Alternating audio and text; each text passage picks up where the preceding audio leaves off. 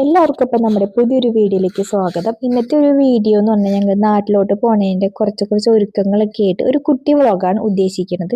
അപ്പം ഞങ്ങൾ പോയത് മാർച്ച് 18 ദുഃഖത്തിൽ നിന്നായിരുന്നു ഫ്ലൈറ്റ്. ഉച്ചയ്ക്ക് മസ്കറ്റിൽ നിന്ന് രാത്രിയായിരുന്നു കേട്ടോ. അപ്പോൾ നമുക്ക് പോണേക്കാൾ മുന്നുള്ള കുറച്ച് ഒരുക്കങ്ങളൊക്കെയാണ് കാണുന്നത്. ഇവിടെ വാർ നടക്കുന്ന സമയം ആയതുകൊണ്ട് തന്നെ ടിക്കറ്റിൽ കുറച്ച് പ്രശ്നങ്ങളൊക്കെ വന്നിട്ടുണ്ടായിരുന്നു. അത് നമുക്ക് വഴിയെ പറയാം. അപ്പോൾ അതിൻ്റെ ഒരു തിക്കും തിരക്കിൽ പെട്ടെന്നാണ് ഞങ്ങൾ പാക്ക് ചെയ്യുന്നത് കേട്ടോ. അപ്പൊ ദുഃഖത്തിന് ഇവിടുന്ന് ഉച്ചയ്ക്കായിരുന്നു ഫ്ലൈറ്റ്. അപ്പൊ നമ്മുടെ ഫ്രണ്ട് അങ്ങോട്ട് ആക്കിത്തരാന്ന് പറഞ്ഞിട്ടുണ്ടായിരുന്നു. അവിടുന്ന് പിന്നെ മസ്കറ്റിലോട്ട് ഞങ്ങൾ ഒരു മണിക്കൂർ, ഇവിടുന്ന് മസ്കറ്റിലോട്ട് 1 മണിക്കൂറേ ഉള്ളൂ ഫ്ലൈറ്റിന്. അപ്പൊ അവിടെ എത്തിയിട്ട് പിന്നെ രാത്രി ഒരു 5-6 മണിക്കൂർ നമുക്ക് അവിടെ ലേ ഓവർ ഉണ്ടായിരുന്നു. ആ ഒരു സമയം കഴിഞ്ഞിട്ടാണ് പിന്നെ നമുക്ക് അടുത്ത ഫ്ലൈറ്റ് വന്നത്. അതും കോഴിക്കോടേക്കാണ് ഞങ്ങൾക്ക് കിട്ടിയിട്ടുണ്ടായിരുന്നത്. അപ്പൊ നമുക്ക് ബാക്കി വിശേഷങ്ങളൊക്കെ പോണ വഴിക്ക് പറയാട്ടോ. അപ്പൊ ദേ അങ്ങനെ നമ്മൾ റെഡിയായി 18-ാം തീയതി ഉച്ചയ്ക്ക് ഇറങ്ങിയേക്കാണ്. നമുക്ക് 2:45 ഫ്ലൈറ്റ് വന്നത്. അപ്പൊ ഒരു 12 മണി 12:30 ആയപ്പോഴേക്കും ഞങ്ങൾ ഫ്ലാറ്റിൽ നിന്ന് ഇറങ്ങിയിട്ടുണ്ടായിരുന്നു. ജിതിൻ ചേട്ടൻ കൊണ്ടുവന്നാക്കാന്നാണ് പറഞ്ഞിട്ടുണ്ടായിരുന്നത്. അപ്പൊ ഈ നാട്ടിലേക്ക് പോണതിന്റെ ഇടയിൽ തന്നെയായിരുന്നു ഞങ്ങളുടെ ഫ്ലാറ്റ് ഷിഫ്റ്റ് ചെയ്തത്. അപ്പൊ അതിന്റെ ഒരു തിക്കും തിരക്കൊക്കെ ഉണ്ടായിരുന്നു. അപ്പൊ എല്ലാം സെറ്റ് ആക്കിയതിന് ശേഷമാണ് നമ്മൾ നാട്ടിലോട്ട് പോണത്. പിന്നെ ടിക്കറ്റിന്റെ ഇഷ്യൂ പറഞ്ഞിട്ടുണ്ടായത് എന്താ വെച്ചാൽ എന്റെ സിസ്റ്ററിന്റെ മാരേജ് ആണ് മാർച്ച് 20-ാം തീയതി. അപ്പൊ ഞങ്ങൾ ഒരു മാസം മുന്നേ ലീവും കാര്യങ്ങളൊക്കെ നോക്കിയിട്ട് ടിക്കറ്റ് എടുത്തിട്ടുണ്ടായത് മാർച്ച് 19-നായിരുന്നു. അതിനുശേഷമല്ലേ പ്രതീക്ഷിക്കാതെ യുദ്ധവും കാര്യങ്ങളൊക്കെ വന്ന കാരണം നമ്മുടെ ടിക്കറ്റ് 2-3 ദിവസം മുന്നേ ക്യാൻസൽ ആവുകയാണ് ചെയ്തത്. എന്തോ ഒരു കുരുത്തത്തിന് നമുക്ക് ടിക്കറ്റ് ഒരു ദിവസം അവർ റീഷെഡ്യൂൾ ചെയ്തത് ഒരു ദിവസം മുന്നേ ആയതുകൊണ്ട് നമുക്ക് 18-ാം തീയതി ടിക്കറ്റ് കിട്ടി. അപ്പൊ അത് ഭയങ്കര സന്തോഷമായി. ഒരു ദിവസമെങ്കിലും മുമ്പ് നമുക്ക് നാട്ടിലോട്ട് എത്താൻ പറ്റി. അല്ലാന്നുണ്ടെങ്കിൽ മാരേജിന്റെ അന്ന് നേരിട്ടാണ് വീട്ടിലേക്കാണ് പോവാന്നാണ് ഉദ്ദേശിച്ചിട്ടുണ്ടായിരുന്നത്. അപ്പോൾ ടിക്കറ്റ് ക്യാൻസൽ ആയ കാരണം ഒരു ദിവസം മുന്നേ നമുക്ക് നാട്ടിലേക്ക് എത്താൻ പറ്റിയിട്ടുണ്ടായിരുന്നു. അപ്പൊ പെട്ടെന്ന് ഒരു തിക്കും തിരക്കും വന്നെങ്കിലും നമുക്ക് സന്തോഷം ഉണ്ടായിരുന്നു ഒരു ദിവസം മുന്നേ എത്താൻ പറ്റിയതിന്. അപ്പൊ അങ്ങനെ നമ്മൾ എയർപോർട്ടിൽ എത്തിയേക്കാണ്. ഇവിടുന്ന് ശരിക്ക് ഫ്ലൈറ്റിൽ 1 മണിക്കൂർ മതി നമുക്ക് മസ്കറ്റിലോട്ട്. അപ്പൊ എയർപോർട്ടിൽ എത്തിയിട്ട് നമുക്ക് ബാക്കി വിശേഷങ്ങളൊക്കെ കാണാം.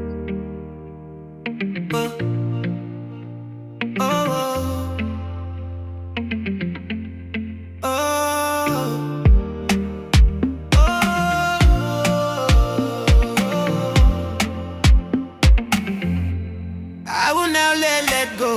I'm no longer holding on. I got my life back. No one can stop that. Eh, emi o je ki o lo bayi. Emi ko da duro mo. Mo ka emi pada. Ko say anything o le da pe. I will let go. I will let go. Let go.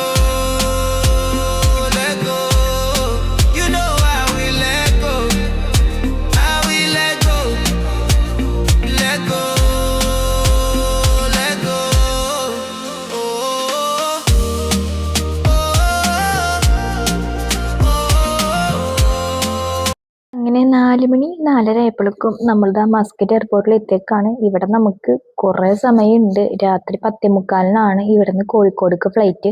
അതും ഇപ്പോഴത്തെ rate ഭയങ്കര കൂടുതലായ കാരണം കൊച്ചിക്ക് എടുക്കാനേ പറ്റണില്ല. അപ്പൊ ഞങ്ങൾ കോഴിക്കോടേക്കാണ് എടുത്തിട്ടുണ്ടായിരുന്നത്. കുറെ സമയം ഉണ്ടായിരുന്നു. സലാം എയർ ആയതുകൊണ്ട് തന്നെ നമുക്ക് പെട്ടെന്ന് ചെക്ക് ഇൻ ചെയ്ത് ഉള്ളിലോട്ട് കയറാൻ പറ്റിയിട്ടുണ്ടായിരുന്നു. പിന്നെ ഫുള്ള് അവിടെ തന്നെയായിരുന്നു.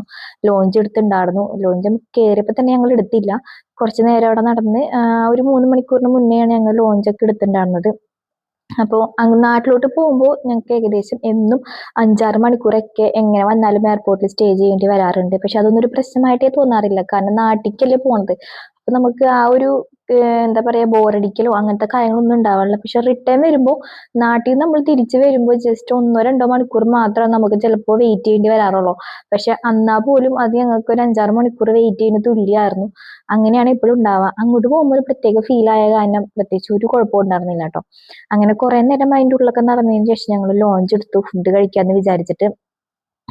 കുറച്ചു നേരം ഒരു 3 മണിക്കൂറോളം ഞങ്ങൾ എന്തായാലും അതിൻ്റെ ഉള്ളിൽ തന്നെ സ്റ്റേ ചെയ്തിട്ടുണ്ടായിരുന്നു കേട്ടോ. അത്യാവശ്യം ഫുഡൊക്കെ കഴിച്ചിട്ട് പിന്നെ പിള്ളേർക്ക് കളിക്കാനുള്ള സ്ഥലമുള്ള കാരണം ഞങ്ങൾ കുറെ നേരം അവിടെ ഇരുന്നു. പിന്നെ കുറച്ച് നേരം റെസ്റ്റ് ചെയ്തു. എന്നിട്ട് പിന്നെ നമ്മുടെ ഫ്ലൈറ്റിന്റെ സമയം ഏകദേശം ഒരു 10 മണി 10:30 10:15 ആ ഒരു സമയമായപ്പോഴാണ് നമ്മൾ തിരിച്ച് ലോഞ്ചിൽ നിന്ന് ഇറങ്ങിയിട്ടുണ്ടായിരുന്നത്. പിന്നെ നമ്മൾ നേരെ ഫ്ലൈറ്റിലോട്ടാണ് കയറിയിട്ടുണ്ടായിരുന്നത്. ഫ്ലൈറ്റിൽ കയറി കഴിഞ്ഞാൽ പിന്നെ സുഖമായിട്ട് കിടന്ന് ഉറങ്ങാം. രാത്രി ആയാലും പകലായാലും അങ്ങനെ തന്നെയാണ്. ഒരു ഉറക്കം കഴിഞ്ഞ് കുറച്ചു നേരം കഴിഞ്ഞപ്പോഴേക്കും നമ്മൾ നാട്ടിലെത്തിയിട്ടുണ്ടായിരുന്നു. പിന്നെ നാട്ടിലെത്തിയിട്ടുള്ള വീഡിയോസും കാര്യങ്ങളും നമ്മൾ അധികം എടുത്തിട്ടുണ്ടായിരുന്നില്ല. കാരണം കോഴിക്കോട് എത്തി അതുപോലെ തന്നെ നമുക്ക് ബാഗ് കിട്ടാനായിട്ട് കുറച്ചധികം നേരം വെയിറ്റ് ചെയ്യേണ്ടി വന്നിട്ടുണ്ടായിരുന്നു.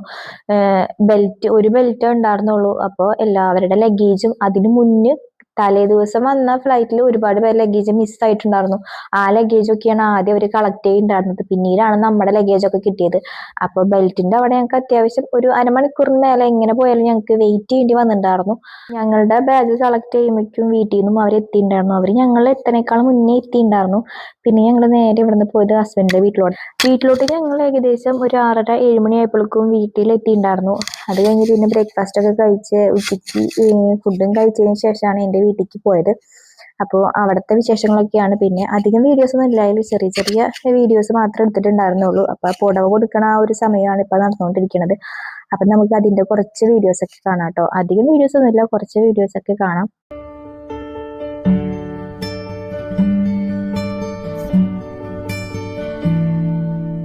മിന്നാമിന്നും തുലാമിന്നൽ മിന്നാരം ഞാൻ കോർക്കാം. വിയർത്തിരിക്കുമ്പം വീശിത്തണുക്കാൻ മേഘവിശറിയുണ്ടാക്കാം. മുന്നാറിലെ മൂവന്തിയിൽ മുത്താരമായി മാറാം. മുല്ല നിലാവത്ത് നിന്നും മരുവിയാൽ മുത്തരഞ്ഞണം തീർക്കാം.